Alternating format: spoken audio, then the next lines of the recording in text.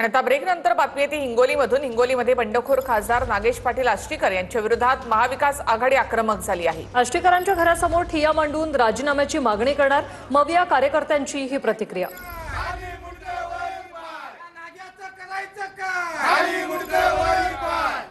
महाविकास आघाडीचे खासदार होते नागेश पाटील आष्टीकर, त्यांचा आता जवळपास फिक्स झाले, ते शिंदे शिवसेनेमध्ये सामील होणार आहेत।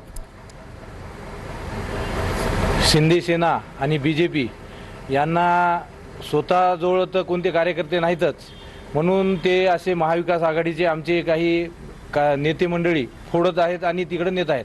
परंतु आमची नाराजी महाविकास आघाडी म्हणून, कारण हे उभाटा गटातून निवडून आलेले आमचे खासदार होते, आमची नाराजी हीच आहे की आम्ही घरच्या भाकरी खाऊन कामं केले आणि नंतर हे याच्या स्वार्थासाठी पक्ष सोडून दुसऱ्या पक्षात गेलेत।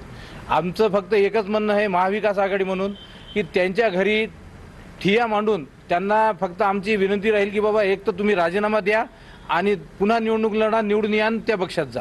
आष्टीकरांना तुमचा काय प्रश्न आहे? आमचा एकच प्रश्न आहे की तुम्ही तुमच्या स्वतःच्या स्वार्थासाठी इथं ज्या पद्धतीने महाविकास आघाडीने मिळून लढून त्या ठिकाणी गेलेत, जर तुम्हाला खरंच जायचं असतं तर तुम्ही या ठिकाणी पदाचा राजीनामा देऊन तुम्ही जायला पाहिजे होतं। कॅमेरामॅन ज्ञानेश्वर वानखेडेसह मी रमेश चेंडके, TV9 मराठी, हिंगोली।